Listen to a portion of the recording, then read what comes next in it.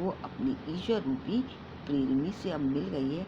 तो अब जब दो आत्मा और परमात्मा यानी प्रेमी और प्रेमिका का विरहिणी का जो मिलन हो रहा है, तो उसमें हमें रोने की कोई ज़रूरत नहीं है। हमें एक उत्सव मनाना है, पर्व की तरह उसको खुशी मनानी है भला। तो वो कहते हैं इससे भी बड़ा कोई आनंद है, इससे बढ़कर आनंद की तो और कोई दूसरी बात नहीं हो सकती, जहाँ पर प्रेमी और प्रेमिका का मिलन हो रहा है, यानी आत्मा का परमात्मा से मिलन हो रहा है। तो वो कहते मैं लेखक कहते मैं कभी कभी सोचता ये पागल तो नहीं हो गए, किंतु नहीं, वह जो कुछ कह रहे थे उसमें उनका विश्वास बोल रहा था। कहते लेकिन नहीं, वो पागल नहीं थे, उनका एक दृढ़ निश्चय था, वह चरम विश्वास था जो हमेशा ही मृत्यु पर विजयी होता आया है। बेटे के क्रियाकर्म में तुल नहीं किया उन्होंने। जो अपने बेटे के अंतिम संस्कार होता है उसमें भी कोई तुल नहीं किया उन्होंने। अपनी पुत्र वधू से ही उसका दाह संस्कार करवाया। जैसे कि अपने सनातन धर्म में एक प्रचलन है कि जो दाह संस्कार है स्त्रियां नहीं करती हैं, पुरुष वर्ग ही किया करता है। लेकिन उन्होंने उस परंपरा को तोड़ा और अपनी पुत्रवधू के हाथों से ही अपने बेटे का दाह संस्कार करवाया। लेकिन और देखिए दूसरी और अच्छी बात उन्होंने कौन सी परंपरा तोड़ी कि जैसे ही श्राद्ध की अवधि पूरी हो गई, जैसे ही उनके अंतिम संस्कार के जो श्राद्ध का समय जैसे ही पूरा हुआ, उन्होंने अपने जो पुत्रवधू के भाई को बुलाया और अपनी पुत्रवधू को उसके साथ जाने के लिए आदेश दिया। यह आदेश देते हुए कि दूसरी शादी और साथ ही उसके भाई से ये भी कहा कि इसका पुनर्विवाह भी करवा दिया जाए, यानी दूसरा विवाह कर देना। इधर जो उनकी पुत्रवधू थी रो रो कर कहती, और पुत्रवधू भी उनके साथ रह रहकर इतनी ज्ञान में हो गई थी कि उसको अपने पति के लिए नहीं रो रही थी, अब वो अपने कर्तव्य के प्रति चिंतित थी।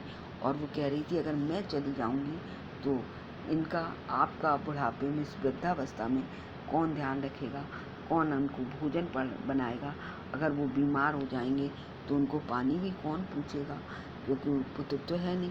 तो वो बहुत उनसे अनुनय विनय करती है, पैर पड़ती है कि मुझे यहीं पर रहने दीजिए, अपने चरणों से अलग मत करिए। लेकिन भगत जी उनका भी निश्चय था, निर्णय का अटल था, निश्चय था। तो वो जो उन्होंने क्या कह दिया कि तू जा, नहीं तो मैं इस घर को छोड़कर चल दूँगा। तो उसको भेजने के लिए उन्होंने एक शर्त रखी, या तो तू जाएगी नहीं तो मैं घर छोड़ दूँगा। तो यह भी उनकी आखिरी दलील, और इस दलील के आगे जाएगी क्या चलती। जब उन्होंने ये अंतिम शर्त और दलील रख दी तो पुत्रवधू जो थी उसकी कुछ न चली और वो भी अपने भाई के साथ चली गई। और भगत जी जो थे यहाँ अकेले रहे। बाल गोविंद भगत की मौत उन्हीं के रूप और अंत में जो बाल गोविंद भगत जी थे उनकी मृत्यु उनके कर्म के अनुरूप हुई।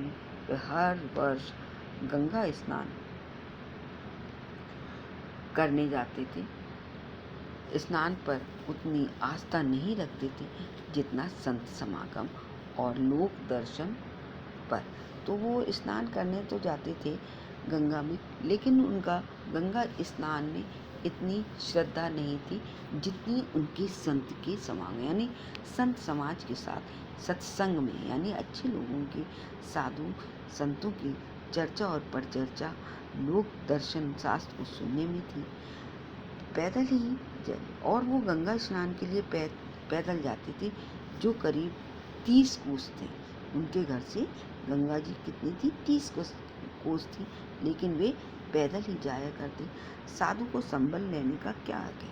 वो कहते थे कि साधु को सहारे की क्या आवश्यकता, उसका तो अधिकार भी नहीं है, और गृहस्थ किसी से भिक्षा क्यों मांगे। तो देखिए एक तरफ तो वो साधु थे, साधु भिक्षा लेते हैं, दूसरी तरफ दोनों कौन से पहलू वो चुनते थे। देखिए एक तरफ तो वो कहते साधु को संबल की यानी कोई सहारे की आवश्यकता ही नहीं है और उसका हक भी नहीं है वो किसी दूसरे के सहारे की, उसे अपने ही जज। और दूसरी तरफ खुद को गृहस्थ मतलब भिक्षा, यानी स्वाभिमान इतना था कि वे भिक्षा क्यों नहीं मांग रहे। कहते हैं कि मैं तो गृहस्थ हूँ, इसलिए मैं भिक्षा क्यों मांगूं। तो इसलिए वे क्या करते, अब 30 कोस जाने पर भी वो घर से खाकर चलते, फिर अपने घर लौट कर ही खाया करते थे। यानी भूखे प्यासे गंगा स्नान को जाते, 30 कोस जाते, 30 कोस आते और घर से खाकर जाते और फिर लौट कर ही घर पर आते, खाते, रास्ते भर खंजरी बजाते गाते। जहाँ बस प्यास लगती थी तो पानी पी लेते, खाते कुछ नहीं थे। 4-5 दिन आने जाने में लगते, वही 30 कोस थे तो। किंतु इस लंबे उपवास में भी वही मस्ती। जब कहते कि 4-5 दिन बिना खाए पिए चलते, केवल पानी पिया करते थे, फिर भी वो उसी तल्लीनता से उसी स्वर में गाते हुए आते जाते थे और इतना लंबा उपवास करते, लेकिन उनकी मस्ती में कोई भी कमी नहीं होती थी। अब बुढ़ापा आ गया था, कहते हैं, लेकिन अब जो थे उनकी वृद्धावस्था थी, किंतु फिर भी टेक वही थी, जवानी वाली। यानी जिद जो उनकी वही थी कि पैदल जाना, गंगा स्नान के लिए पैदल आना, रास्ते में कुछ नहीं खाना, किसी से भिक्षा नहीं मांगना। तो इस बार लौटे तो जब वृद्धावस्था थी तो वो गंगा स्नान से जब वापस आए तो कुछ उनकी जो तबीयत थी नासाज हो गई, यानी कुछ सुस्त पड़ गए। खाने पीने के बाद भी तबीयत, और फिर जब खाना खाया पिया भी उसके बाद भी उनकी तबीयत जो थी कुछ सुधार नहीं आया। फिर थोड़ा से बुखार होने रहने लगा, किंतु नियम व्रत इस सब शारीरिक कष्टों के साथ उन्होंने अपनी जो दिनचर्या के नियम व्रत थे उनको नहीं छोड़ा और उनका वे उसी तरह से पालन करते रहे। वही दोनों जो गीत गाना कौन कौन सा था कि दोनों समय उनको ईश्वरी भजन कीर्तन करना, स्नान ध्यान करना, अपनी खेती बाड़ी की देख रेख करना। इस तरह से क्या हुआ कि दिन दिन ज्यों ज्यों समय बीतता गया उनका शरीर जो था थोड़ा कैसा होता गया, दुर्बल होता गया, छींचने लगा, जीर्ण शीर्ण होने लगा। फिर लोगों ने नहाने धोने से मना किया, तो लोगों ने, क्योंकि वो अपनी पुत्रवधू तो उन्होंने भेज दी थी, जो आस पास के लोग थे उन्होंने उनसे मना किया कि आप बहुत बीमार हैं, मत नहाए धोए करिए, आराम करा करें। किंतु इन सब बातों को वो हंस कर टाल देते। उस दिन भी संध्या में, जिस दिन उनकी मृत्यु, उस दिन भी उन्होंने शाम के समय गीत गाए, किंतु मालूम होता जैसे ताता। लेकिन कहते उस दिन गीत तो गाया, लेकिन उनके गायन में ऐसा लगता था कि उनके जीवन की डोर टूट गई है। माला का, यानी उनके गायन से ऐसा लगता था कि उनके गायन के जो हैं वो एक एक दाने की तरह बिखर रहा, यानी उनकी आवाज़ जो थी कैसी हो गई थी, बहुत दुर्बल होने के कारण जीर्ण सी हो गई थी, तो ऐसी बिखरी हुई सी हो गई थी। भोर में लोगों ने गीत ली और शाम को उन्होंने टूटी फूटी अपने स्वरों के साथ गाना गाया और सो गए। और सुबह के समय उनका गायन नहीं सुनाई दिया, तो सब लोग गए तो देखा बाल गोविंद भगत जी थे, वे इस संसार से विदा हो गए हैं। उनकी आत्मा इस शरीर को छोड़कर अपने परमात्मा से मिलने चली गई है, केवल उनका मृत शरीर ही रह गया है। ठीक है बच्चों, तो अब आपको समझ में आ गया होगा। अब आप इसके प्रश्न देख लीजिए, और मुझे लग रहा है कि काफ़ी समय भी हो गया है, तो पढ़ लेते हैं, जल्दी से देख लीजिए। नहीं समझ में आए तो पूछिए। खेतीबाड़ी से जुड़े गृहस्थ बाल गोविंद भगत अपनी किन चारित्रिक विशेषताओं के कारण साधु कहलाते थे, तो वो आपको बता दिया मैंने। दिनचर्या और जो वेशभूषा थी पढ़ाते समय बताया था, उनके कारण वे साधु कहलाते थे। आगे भगत की पुत्रवधू उन्हें अकेले क्यों नहीं छोड़ना चाहती थी, क्योंकि वो वृद्धावस्था में उनकी देख रेख कौन करेगा, उनके लिए कौन खाना बनाएगा, बीमार होंगे तो उनकी कौन देख रेख करेगा, कौन पानी देगा। तीसरा, भगत ने अपने बेटे की मृत्यु पर अपनी भावनाएं किस तरह व्यक्त की, वो पता ही है। उन्होंने गीत गाया, ईश्वर में इतनी श्रद्धा थी कि उन्हें अपनी मृत्यु पर भी यही रहा कि उनके जो बेटे की आत्मा है अपने परमात्मा के पास गई है। तो अब ये तो एक उत्सव का समय है, जब एक प्रेमिका अपने प्रेमी से मिल रही है, तो उन्होंने अपनी जो हृदय के भाव हैं गायन के माध्यम से खुशी के व्यक्त किए हैं। मृत्यु पर भी भगत के व्यक्तित्व और उनकी वेशभूषा का अपने शब्दों में चित्र बता ही देंगे आप। फर्स्ट पैराग्राफ में जो था, बाल गोविंद भगत की दिनचर्या लोगों को अचरज का कारण क्यों थी, वो आप बता ही देंगे। इतनी सर्दी के महीने में भी वो बाहर आकर गायन करते, 30 कोस इतनी वृद्धावस्था में भी पैदल जाते, सुबह उठकर, और पैदल आते, रास्ते में भी किसी से कुछ भिक्षा नहीं लिया करते, और साथ ही उनको किसी की चीज़ ना लेने की, ना छूने का इतना दृढ़ निश्चय था कि वे किसी के खेत में शौच क्रिया भी नहीं किया करते थे। तो ये सब आश्चर्यचकित करने वाली बातें थी। पाठ के आधार पर बाल गोविंद भगत के मधुर गायन की विशेषताएं लिख लीजिएगा कि किस तरह से लोग आकर्षित हो जाते। खेत में रोपण करने वाला किसान की उंगलियां उनकी गायन के लय के साथ चलती, बैठी हुई मेड़ पर बैठी हुई स्त्रियां जो नाश्ता लेकर जाया करती थी, कलेवा लेकर जाया करती थी, उनके होंठ भी उनके गायन के साथ ही थिरकने लगते। बच्चे थे, वो खेलते हुए भी उनके लय के साथ ही उनके ताल थिरकते। तो इस प्रकार से उनके जो गायन की विशेषताएं थी। और फिर जब वो घर में गाया करते तो लोग आकर्षित होकर सत्य उनके घर आ जाते और इतने मस्त हो जाते उनके साथ ही कि वे खड़े होकर नृत्य करके गाते।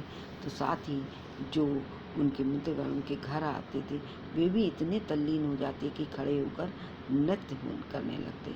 कुछ मार्मिक प्रसंगों के आधार पर यह दिखाई देता है कि बाल गोविंद भगत प्रचलित सामाजिक मान्यताओं को नहीं मानते थे। पाठ के आधार पर उनको बताइएगा। तो एक तो वही कि उन्होंने अपनी पुत्रवधू का पुनर्विवाह करवाया, दूसरा उन्होंने अपने पुत्र का अंतिम संस्कार भी किसके द्वारा, अपनी पुत्रवधू के द्वारा करवाया। तो एक समाज की परंपराओं से अलग हटकर उन्होंने कार्य किए। साथ ही जब उनके पुत्र की मृत्यु हुई तो उन्होंने अपनी स्वयं भी गायन किया और रोए नहीं। और साथ ही उन्होंने अपनी पुत्रवधू को भी समझाया कि उत्सव मनाने का समय है, उत्सव मनाओ, क्योंकि प्रेमी अपनी प्रेमिका से मिल रही है।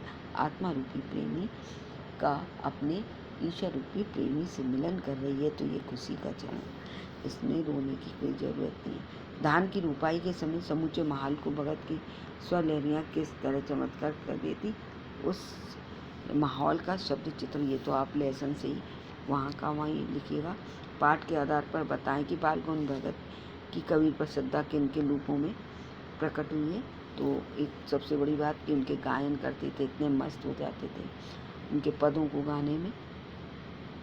और दूसरी उनकी श्रद्धा इतनी कबीर पर थी कि जो भी फसल तैयार होती वो कबीर मठ में जाते और जो प्रसाद स्वरूप वापस मिलता उसी से ही अपना जीवन यापन किया करते थे। आपकी दृष्टि में भगत की कबीर पर अगाध श्रद्धा के क्या कारण रहे होंगे, तो वो बता ही देंगे कि वो लीक चढ़ते थे, ज्ञान मार्ग के थे इसलिए।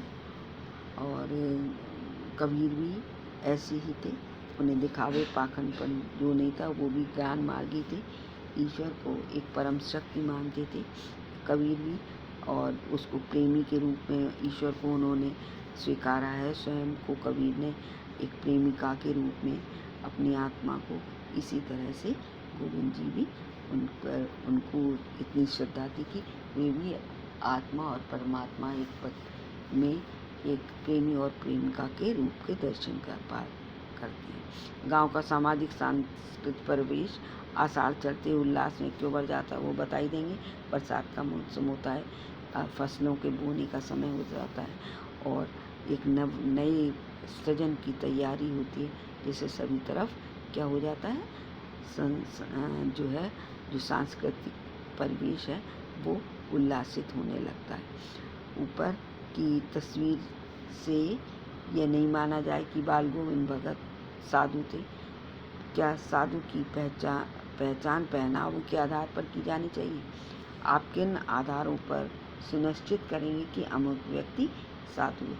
तो वो आप बता ही देंगे कि जो उनके गुण, जो व्यक्तित्व की जो नैतिकता थी उसके आधार पर निश्चित किया जाता है। वो पढ़ाते हुए समझाया मैंने। मोह प्रेम में अंतर बताइए। तो जो भगत जी थे उनको अपने पुत्र से क्या था, प्रेम था। जो और मोह ऐसे था कि जब वो अपने पुत्र को उन्होंने उसकी मंद बुद्धि के कारण अत्यधिक प्रेम करते थे और किसी उसको और अधिक असाध्य कर दिया। अगर शायद मोह इतना ना करते तो कुछ उसमें सुधार लाते। इतना मंद बुद्धि न रहता। प्रेम इतना था कि उसकी मृत्यु के समय भी उन्होंने आंसू नहीं बहाया और वास्तविक प्रेम किया अपनी पुत्र वधू से कि उसका पुनर्विवाह करवाया। अपने शरीर के लिए, अपने भविष्य के लिए नहीं सोचा। अगर उनको मोह होता तो स्वार्थ, मोह क्या होता है, स्वार्थी होता है, और प्रेम बच्चों निस्वार्थ होता है। इसलिए उन्होंने अपनी पुत्र वधू का पुनर्विवाह करवा के प्रेम का एक अनन्य उदाहरण प्रस्तुत किया। भगवत के जीवन की किस घटना के आधार पर इस कथन को सच सिद्ध कर देंगे? उनकी पुत्र वधू को साथ जो घटना हुई है उसके आधार पर ही आप इसको स्पष्ट करेंगे। तो ये आपका पार्ट कंप्लीट हो गया और इसके क्वेश्चन आंसर लिख लीजिएगा और आगे सुनिए इसको जल्दी से।